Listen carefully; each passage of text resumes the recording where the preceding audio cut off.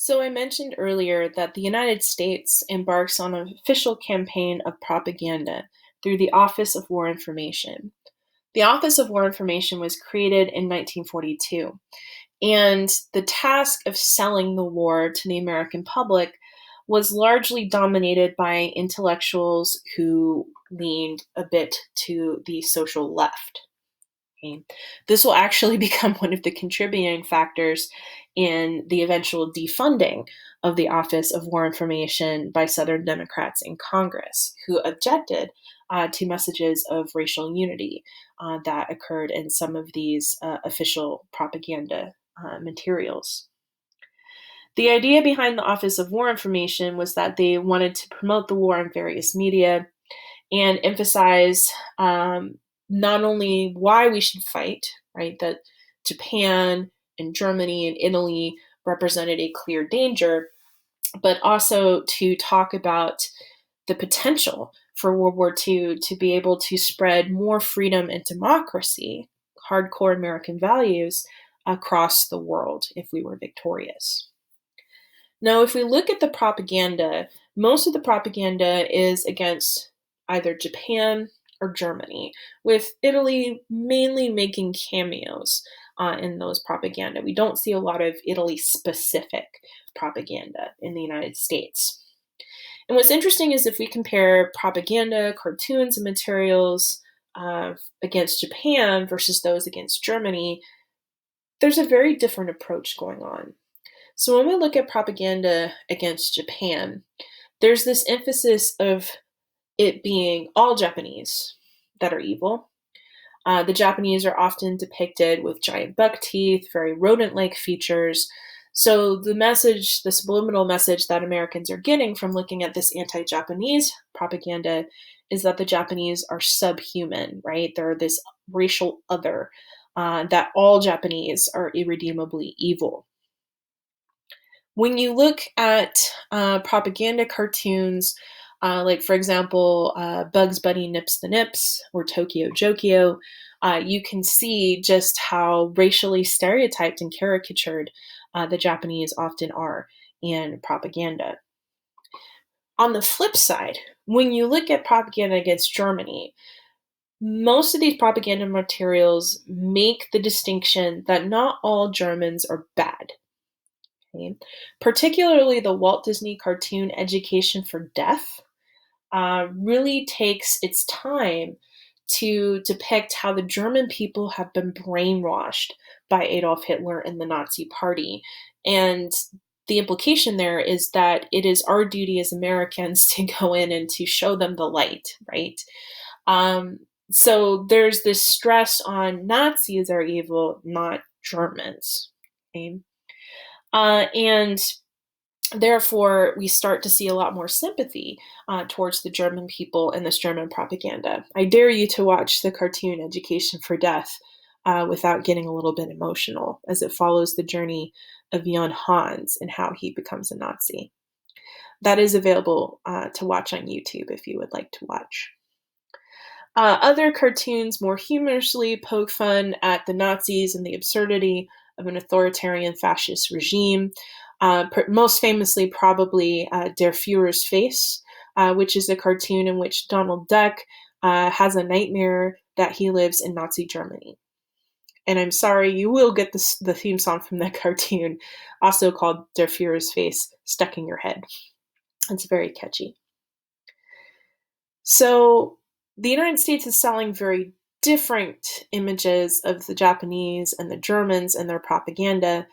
A lot of that can be contributed to racial difference, as well as the fact that it was the Japanese who first attacked American soil, not the Germans.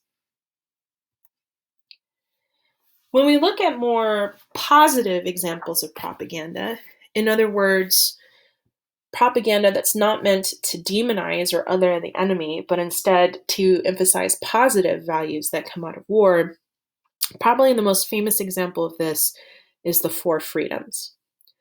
So the Four Freedoms actually come out of a speech by President Franklin Delano Roosevelt in which he talks about what he calls 4 basic human freedoms. So in other words, 4 freedoms that all humans, regardless of what nation state they live in, should have access to by virtue of being free human beings. And this becomes popularized in propaganda when artist Norman Rockwell creates paintings to represent each of these 4 freedoms. And these are published in magazines along with an essay from different folks on what this freedom means to them. So if you look at the 4 freedoms, the first freedom that Roosevelt identifies is the freedom of speech. So emphasizing this as a freedom really invokes the First Amendment to the Constitution. Okay? And in Norman Rockwell's painting of freedom of speech, you see a man standing up and speaking at a town hall meeting, which is kind of seen as a hallmark of American political culture, right? Your local community being involved in governance. The second freedom he identified is also related to the First Amendment, the freedom of worship. And in this painting, you see people of different religious faiths all in prayer. And it's understandable that Roosevelt is emphasizing this in his speech, which was originally given in 1941, given that the outside world was aware, on a very limited way, of persecution against the Jewish people by Germany in particular. Americans in 1941 aren't aware of the full extent of the Holocaust, but they are aware of earlier anti-Jewish laws and campaigns like Kristallnacht, which took place in 1938, if I remember correctly. The third freedom is the freedom from want. And this is probably the Norman Rockwell painting you are familiar with of these 4 freedom series. This is the famous painting of Americans sitting around a table. It's Thanksgiving. You have grandma and grandpa at the head of the table. Grandma's got this huge turkey on a platter that she's in the middle of putting down in this painting. And this is meant to depict this idea that all Americans should be entitled to a basic quality of life, a basic standard of living that protected their ability to have economic opportunity. What's interesting about the freedom from want is when this series of paintings and essays was published initially, the essay chosen to accompany freedom from want was by a Filipino immigrant named Carlos Bulosan, who was a poet. And he talked about defining freedom from want as having access to the American dream for everyone, for all people. So regardless of your racial background, your religion, your immigrant status, the idea that you still had access to pursue happiness and economic and social opportunity, that's how he defined freedom from want. The last of the 4 freedoms is defined as freedom from fear. And this one is depicted by Rockwell as parents tucking their children into bed. This seems like an interesting kind of selection, right? Especially compared to the other 3. But really, it is a very powerful kind of image at a time where most people across the world have been experiencing warfare for years, and in the case of parts of Asia, over a decade.